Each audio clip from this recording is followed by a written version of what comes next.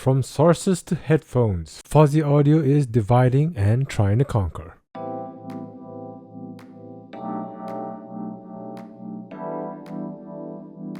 Hello and thank you for clicking on this video. I'll be talking about the Fosi Audio's first foray into the world of headphones, and this is the Fosi Audio i5. Before we dive deeper into this, I'd like to take this opportunity to thank Melvin Chi-Fi Audio for sending this unit as a loaner for me to test and share my experience on this headphone to all of you, so very much appreciated. If you're interested in this or any other products that are featured on this channel, I'll leave some links in the description section of this video for you to check out. And if you've been enjoying my content, I hope you'll hit that like and subscribe button, as they'll help the channel a lot and I'd appreciate your support. So for the unboxing experience, it's pretty straightforward, where opening the box you'll be greeted by the headphone itself, and it comes with a manual book where it has the specifications of this headphone as well as the description about this headphone.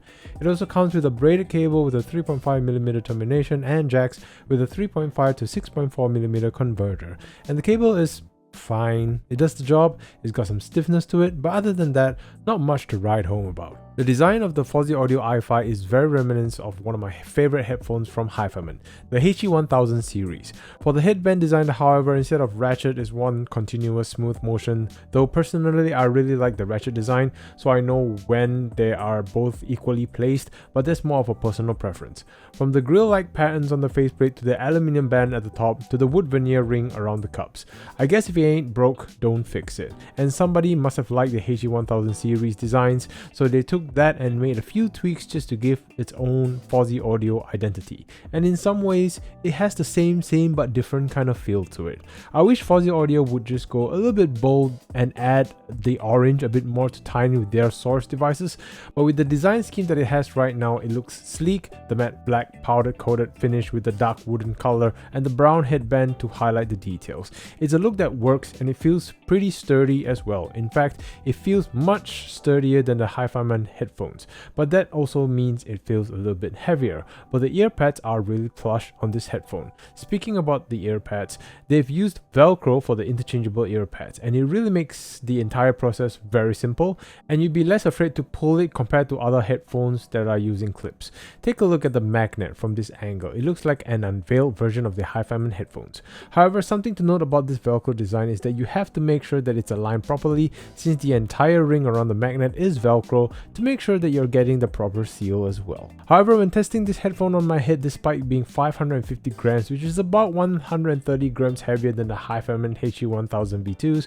I feel Fosi Audio did a great job with weight distribution because it's still quite comfortable to wear, and is a headphone that I can wear for hours no problem. But if you've got any pain when pressure is applied on the top of your head, you will feel it a little, so something to note. So for the sound, is like they made it open but put a veil, because you can hear the trumpets but it's far away, and they sort of blunted their attacks.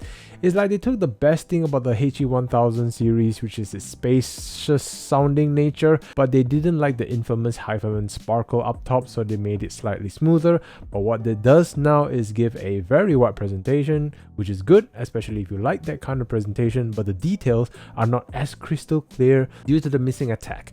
But to some people, that may be a good thing, because you get that spaciousness and speed from the Planar, but without the fear of getting pierced too much. The treble sounded like it has some peaks and roll-offs. As already mentioned earlier, I feel they've rolled off on the treble extension, so it doesn't have that openness and sharpness to trumpet notes, but there's a small bite when female vocals are pronouncing that S's and T's, so I still put a mild caution overall for treble sensitive people. Speaking about vocals, unfortunately they are placed within the same plane as the background music, so if you're all about vocal emphasis, you're not going to get that from this headphone, and it's missing a bit of that warmth and fullness to the vocal notes, so it makes vocals sound a little bit on the thinner side, but that wide presentation gives the entire sound some space to breathe.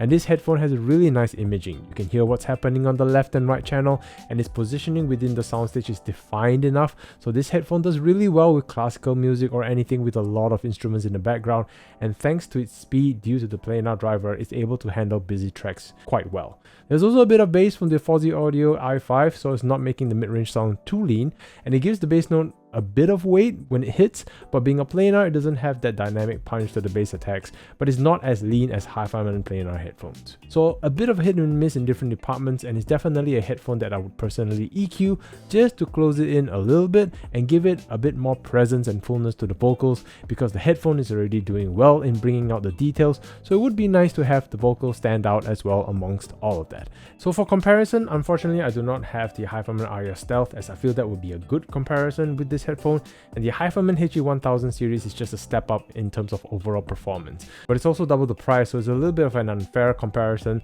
So the only headphone I have at this level that is somewhat of a similar price is the Sifga P2 Pro. In terms of build quality, they are both pretty sturdy. In terms of build quality, the Sifga P2 Pro looks a little classier, and it also weighs lighter, with being 435 grams. But as mentioned earlier, the weight distribution of the Fosi Audio i5 is really good, so you won't feel its weight as much, but there's still a difference there. Another difference would be in the sound performance. The more I listen to the P2 Pro, the more I can't ignore that hollow sound that is present in the vocals, whereas Fosi Audio delivers them a little bit fuller, but it's also a little bit flatter, but at least it's not hollow. They are both aimed towards giving you a spacious presentation, and I have to give the edge to the i5 because it just sounds wider and thus feels a little larger, and because of that, between the two, I'll give it to the Fosi Audio i5 based on my personal preference. I haven't been talking about power for recent products, but this headphone does require some power to drive, like the Hi-Fi-Man headphones, so in summary, I still gotta give credit to Fosi Audio for their attempt. I heard they tweaked the sound a little bit based on customer feedback, so it's great to hear that they are listening to the community. So even though sonically their first release isn't to my personal preference, I'm still excited to hear their next iterations of headphones as they continue to tweak and improve their sound to suit the general masses. They've got potential, but their first swing with the Fosi Audio i5 can be a hit or miss for some people. However, this is based on one man's experience, and I'm curious to know your thoughts. Have you tried the Fosi Audio i5, and what are your experiences like? Comment below and let me know, and once again, a huge thank you to Melbourne Chi-Fi Audio for this opportunity, and to all of you for watching.